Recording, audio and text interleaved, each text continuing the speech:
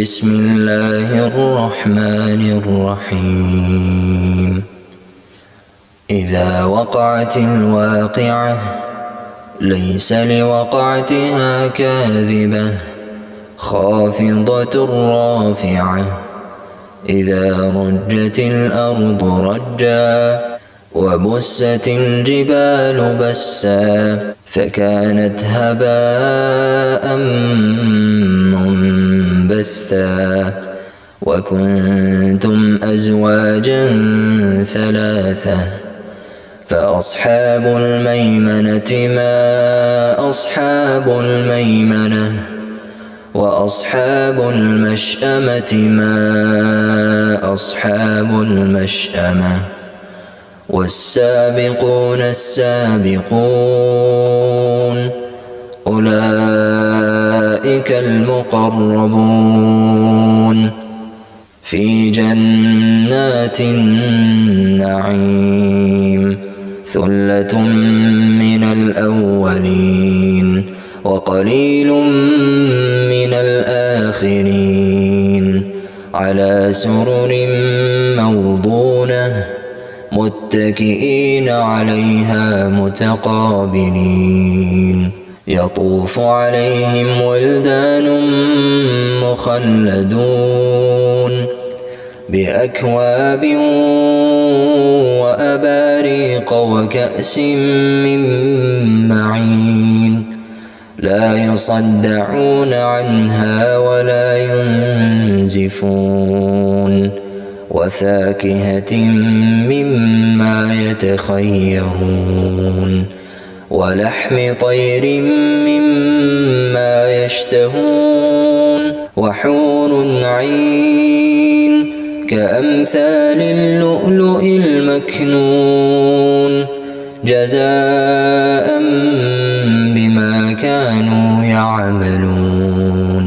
لا يسمعون فيها لغوا ولا تأثيما إلا قيلا سلاما سلاما. وأصحاب اليمين ما أصحاب اليمين في سدر مخضود وطلح منضود وظل ممدود وماء مسكوب وفاكهة كثيرة لا مقطوعة ولا ممنوعة. وفرش مرفوعة. إنا أنشأناهن إنشاء فجعلناهن أبكارا عربا أترابا. لأصحاب اليمين ثلة من الأولين وثلة من الآخرين.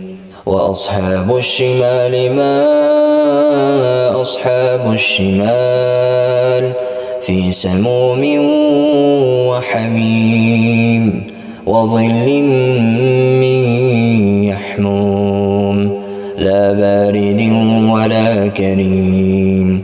إنهم كانوا قبل ذلك مترفين وكانوا يصرون على الحنث العظيم.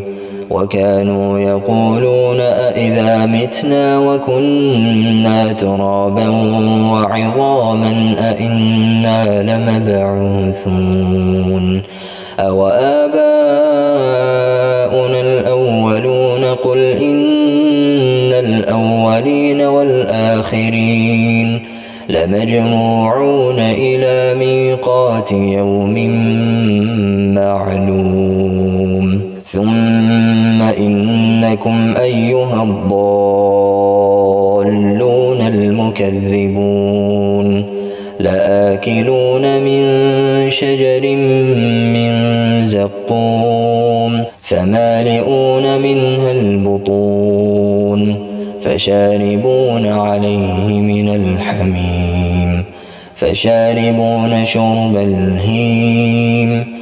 هذا نزلهم يوم الدين نحن خلقناكم فلولا تصدقون أفرأيتم ما تمنون أأنتم تخلقونه أم نحن الخالقون نحن قدرنا بينكم الموت وما نحن بمسبوقين على أن نبدل أمثالكم وننشئكم فيما لا تعلمون ولقد علمتم النشأة الأولى فلولا تذكرون أفرأيتم ما تحرثون أأنتم تزرعونه أم نحن الزارعون لو نشاء